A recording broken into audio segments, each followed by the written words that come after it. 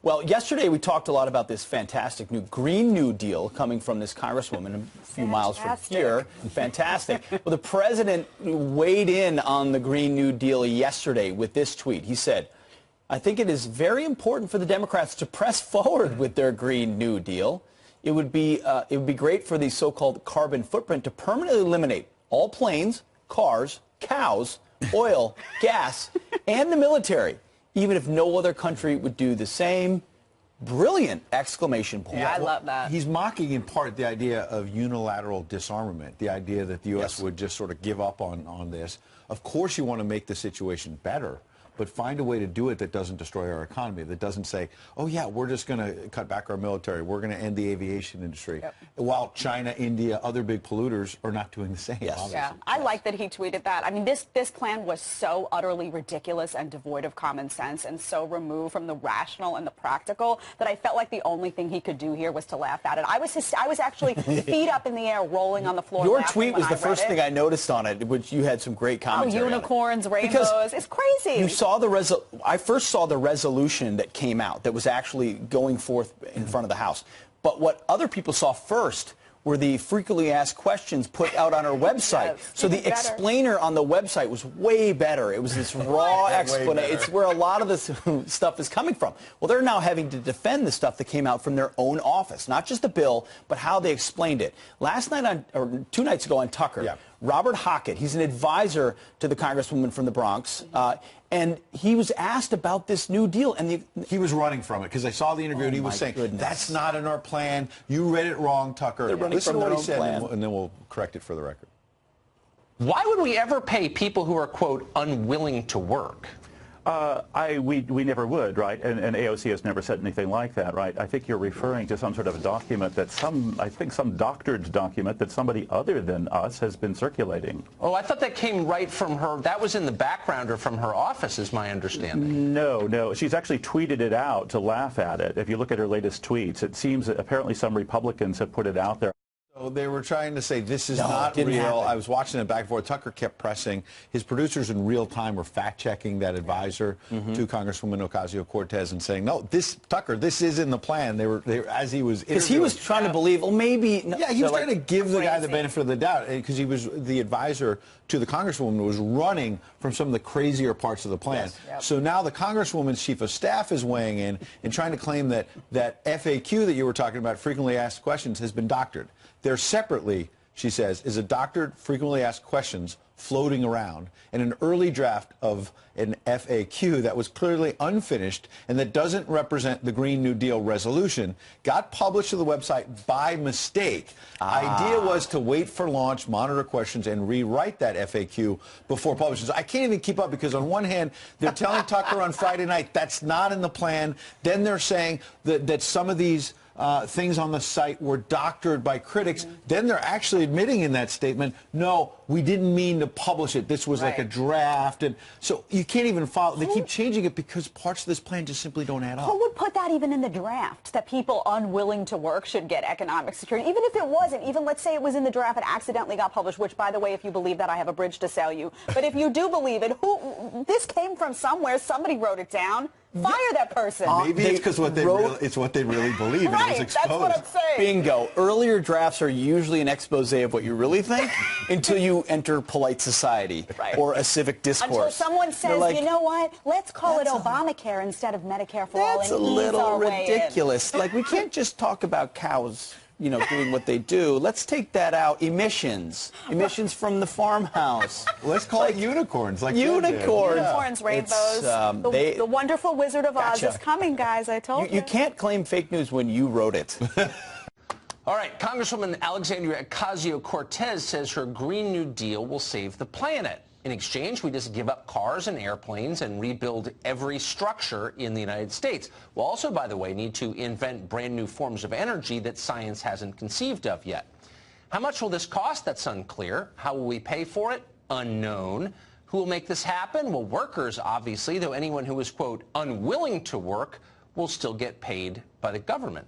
In other words, not all of the details have been ironed out as of tonight, and that's why we're grateful that Robert Hockett is here. He's a law professor at Cornell. He's advising Alexandria Ocasio-Cortez on the Green New Deal, and he joins us. Professor, thanks very much for coming on. So Thanks, can I just Tucker. ask the obvious question? Why would we ever pay people who are, quote, unwilling to work? We never would, right? And AOC has never said anything like that, right? I think you're referring to some sort of document that some doctored document that somebody other than us has been circulating. Oh, I thought that came right from her. That was in the background or from her office, is my understanding. No. She's actually tweeted it out to laugh at it. If you look at her latest tweets, it seems that apparently some Republicans have put it out there. I don't know the details. Good. Well, then thank you for correcting me. I mean, because it seemed a little ridiculous. Almost as ridiculous as the idea that we're going to build enough light rail to make airplanes unnecessary, which I think actually is from the plan. I don't know where you got that either, Tucker. I actually believe that you're actually on our side about this if you actually read the actual plan, right? There's nothing about getting rid of anything. It's about expanding menu options, right? I mean, there are many, many things we want to be able to do now in addition to what we already do. So where's the airplane disappearance coming from? I'm not really clear on where that originates. Well, I could actually get it for you. This is that would be great. Frequently asked questions released by her office. And I'm quoting from it. Maybe this is fraudulent, in which case I hope you'll correct me. But it says that the Green New Deal would, and I'm quoting, totally overhaul transportation, and that would mean, quote, building out high-speed rail at a scale where air travel would stop becoming necessary. Hawaii Senator Mazie Hirono responded to that by saying that would be hard for Hawaii. So I don't think that's made up. The senator from Hawaii but I mean, it apparently is being misunderstood, right? We're really talking about expanding optionality here. We're not talking about getting rid of anything, right? We're talking about basically making it cost-effective to move into more modern forms of technology, more modern forms of production, which would then enable people actually cost-effectively to transition to that stuff. We're not talking about requiring anything or prohibiting anything. That's sort of 1980s style environment. Okay, but hold on. I don't want you to back away from what she herself has said. And all of this with the caveat that, you know, a lot of this won't happen, maybe none of it, but these are the ideas that she's articulating. She did so on NBC last week. I promise you, Tucker, I won't back away from anything she said. Indeed, we're pushing forward, right? Then she said, well, yeah, at high speed. Very high speed. That we're going to supplant all fossil fuels in 12 years. Yes. So, yes. Okay, so that doesn't mean prohibiting them. It means rendering them obsolete by doing something better. And we can do it. This is America. Then good. Then I'm glad. And it's nice to have a smart person on the show to explain this. What about air travel, which is critical to our economy? This is a continental country. It stays the same. Okay, right? but no, because that requires fossil fuel. We're talking about carbon neutrality. Remember, we're talking about net zero emissions. That doesn't mean that there's never any burning of anything, right? I mean, until we come up with solar panel flying airplanes, of course, we're not. I'm sorry to interrupt you. I just want to correct. I just had, because this seemed like we were making news on the show. The unwilling to work thing was in her backgrounder. That has been absolutely confirmed. You're saying no. Definitely not. Definitely not. Okay, so NBC and lots of other news outlets are saying that was in the background, and you're saying it's fraudulent. That's erroneous, right? Now, there might be new details now that you know about that I don't, because I've been doing media all day.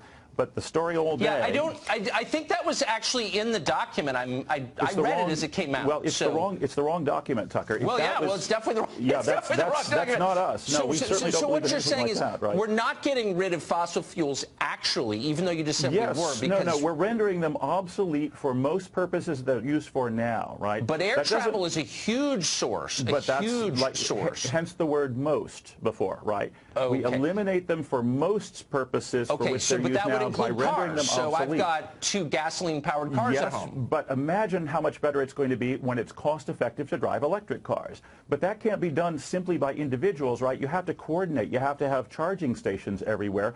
And, of course, individuals can't do that, right? So in that sense, the government is acting like a kind of orchestra conductor here. We're trying to coordinate some of that stuff that can only be centrally coordinated and enable everybody to act individually within that framework, right? Yeah, I don't fully understand what you're saying, but let me on the low end, this would be the most expensive thing that the United States has ever undertaken, including rural electrification, the Second World War. And I'm just kind of wondering, in a country that's got more debt than it has GDP, how would we pay for that? Well, here's the key, right? Remember that we racked up enormous debt to finance the Second World War effort and the New Deal and, of course, the interstate highway system in the 50s. But here's the key point. Here's a takeaway. I want you to remember this. I hope everybody will remember this. Remember that inflation is a relation, right? It's the relation between the quantity of money and the quantity of goods.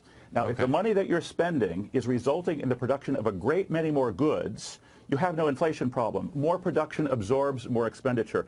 The problem with the $7 trillion that was spent during the Bush years and, of course, the last tax cut was that it wasn't actually productive. But note that even that didn't bring about inflation. Okay, right? but we're still not getting close to it. And by the way, I'm just getting all this in my ear, and we're actually going to follow up on this next week. Okay. That unwilling to work line, which you're obviously embarrassed about, and you should be, of course. No, I'm not embarrassed. That It's just was not in us. the document. It's not embarrassing. No, Tucker. No, Tucker. No. We're not embarrassed by what's not ours. No, Tucker. We're not embarrassed by what's not ours. Okay. We want to clarify that it's not ours. Yes, we are. We're going to prove it one way or the other, and I hope you will come back. I will. Professor, thank you. Thanks so much, Tucker. I'm always grateful when people on the other side come on, including you. Thank you.